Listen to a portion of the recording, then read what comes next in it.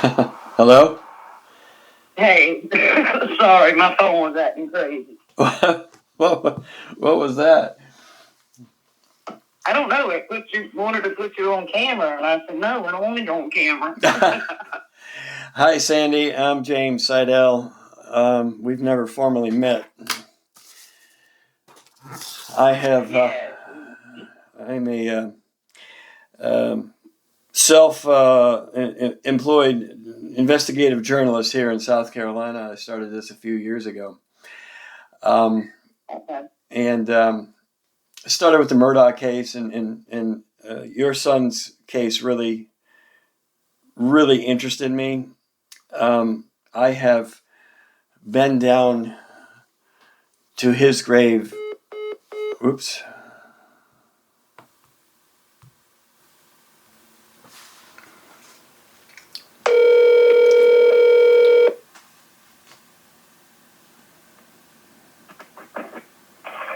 Okay, let's try this again. I lost you there. I've been down to your son's grave numerous times. I can't even keep count. And down on Sandy Run Road, and have driven around between Prince Williams Road and Sandy Run Road and those back roads so many times. I'm sure the people down there are already. Wow.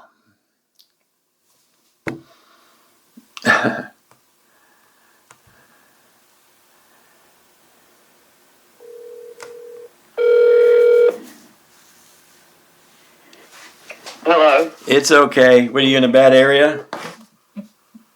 No, I'm at my job, but I'm outside. Okay, I'll make this quick. Uh, All right, I'll make this quick. So, this is a tough call for me because of what you've gone through for the past 10 years, but I want to give you some hope here. This summer, I was approached by a person about an article that I wrote, and that person is very close to Patrick Wilson. Do you know Patrick Wilson? I really don't know him, but I know his grandmother. Okay, so I interviewed Patrick Wilson about a year ago, and I interviewed this person who wants to remain as a confidential source. Okay, however, what I'm going to tell you is the information that I'm telling you now. I have met with my attorney. Oh my God.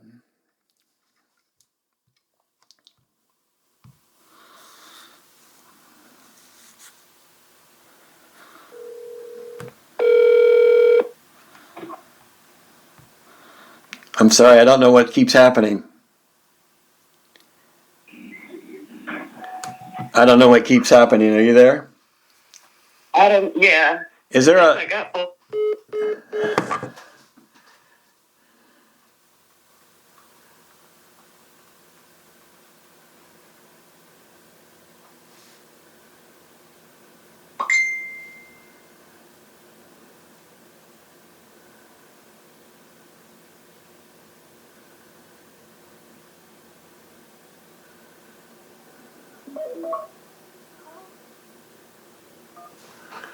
Hello?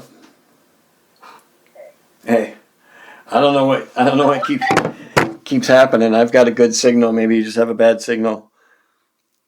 Is there a is there a landline I can call you on? Maybe. I'll have to go ask my boss's number. Okay. All right. Well, let's just keep talking. If this keeps happening, I'll just call you back.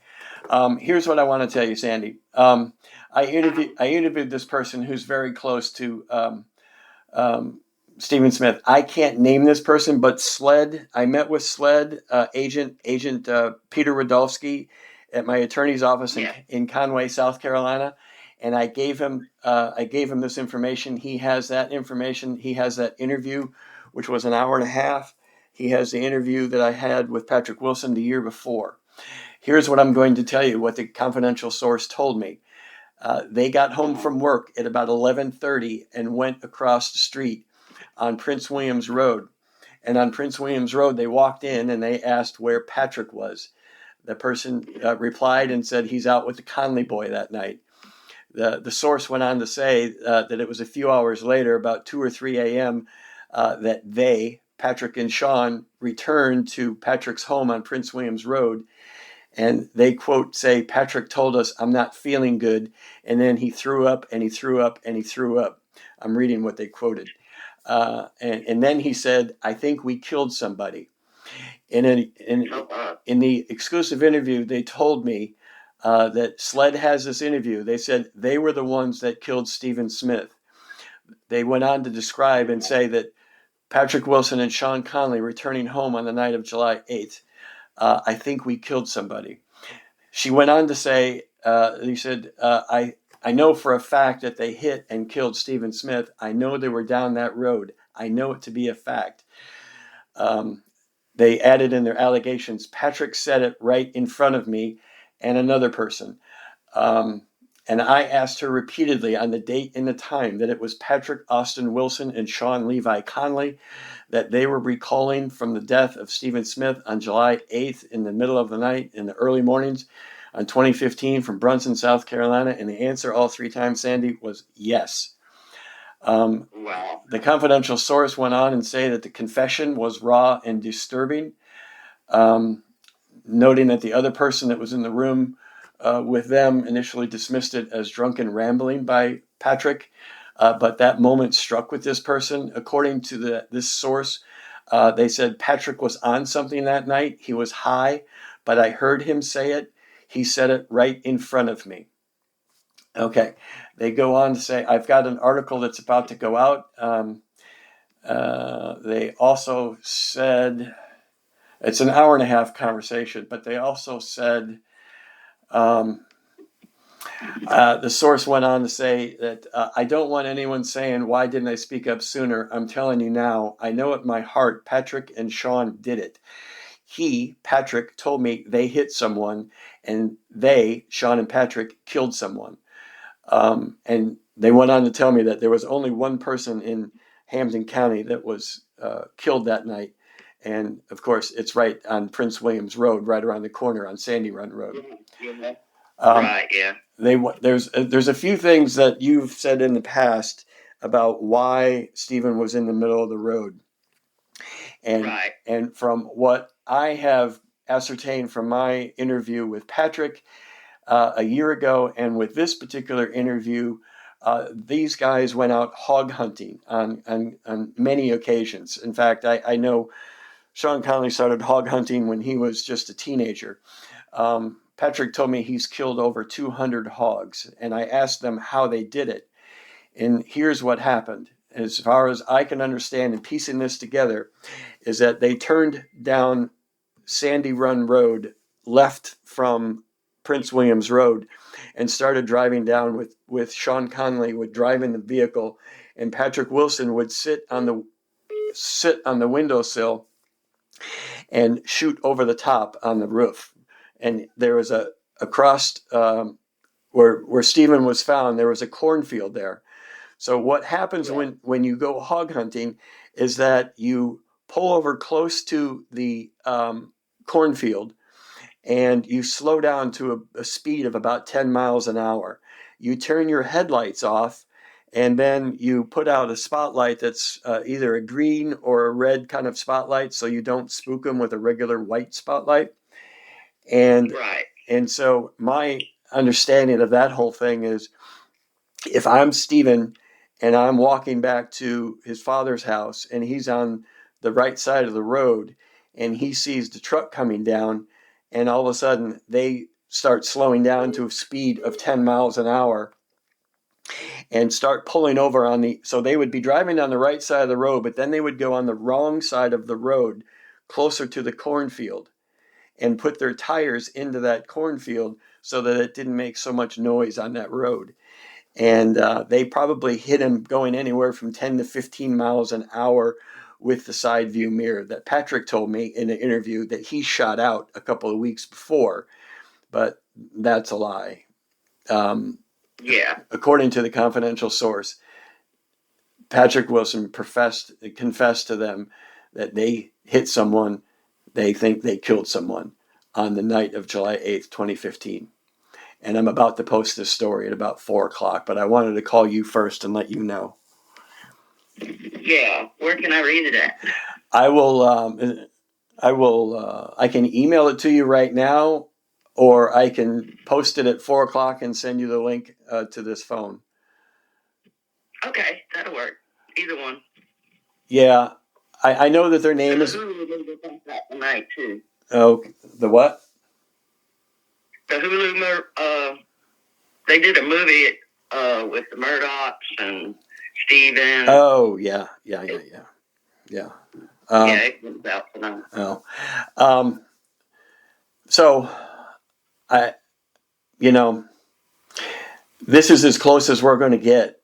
And Rudofski has this information. He's had this information since July 27th.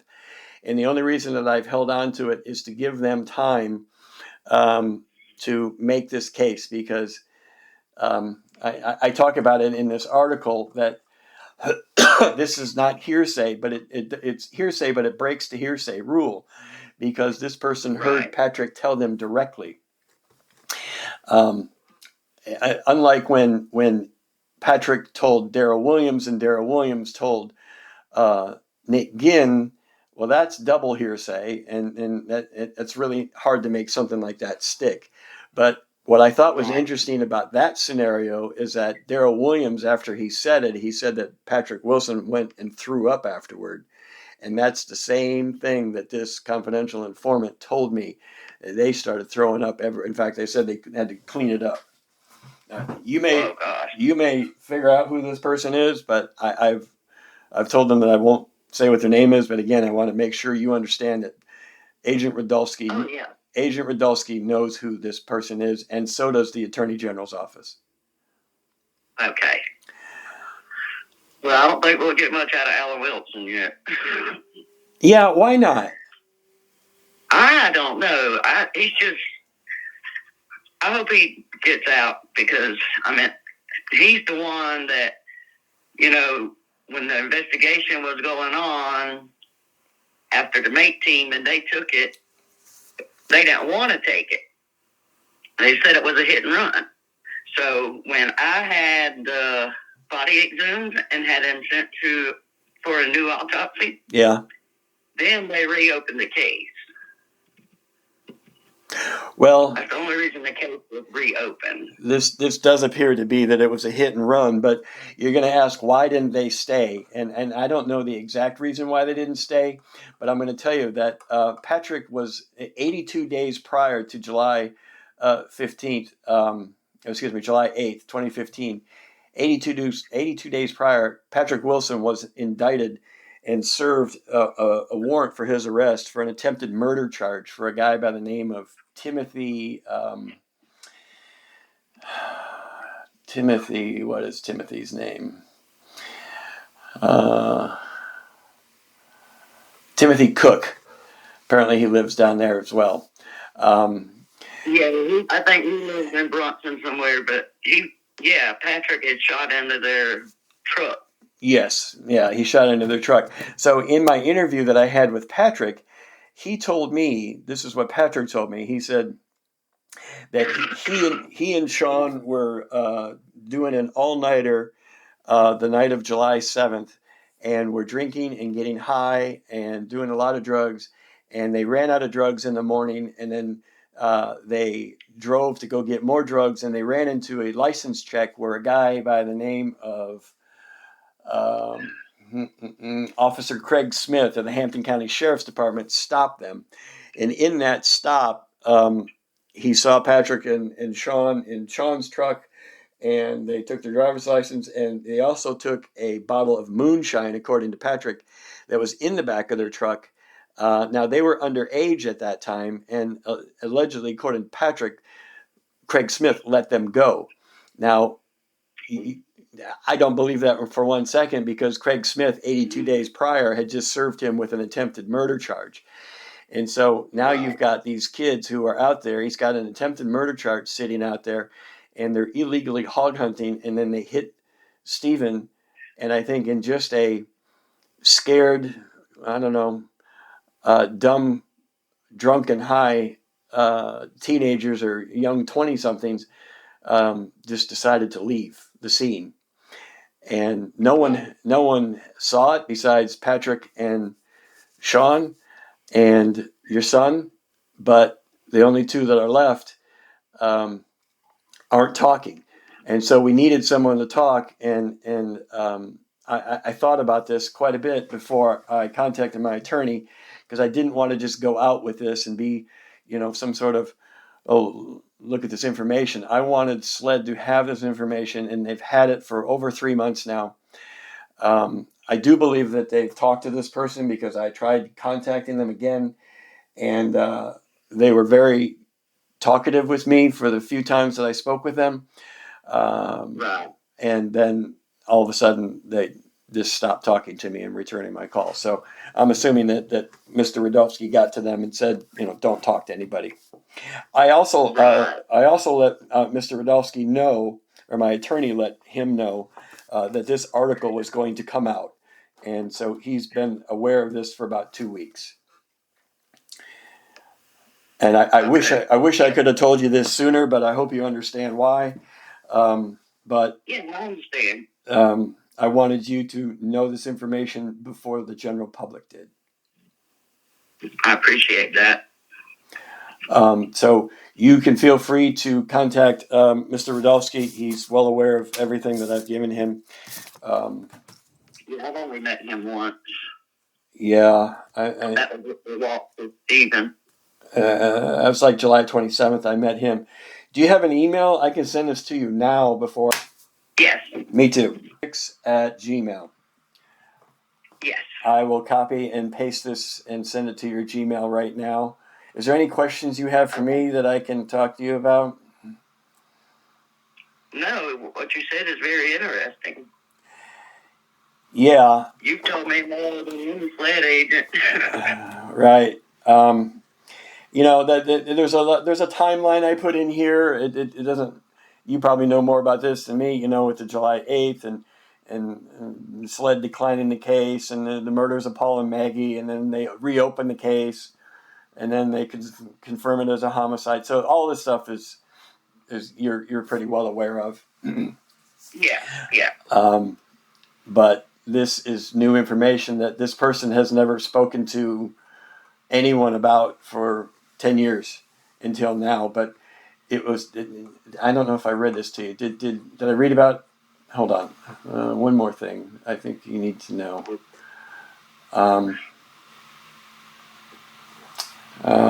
It was why they came out. Let me see.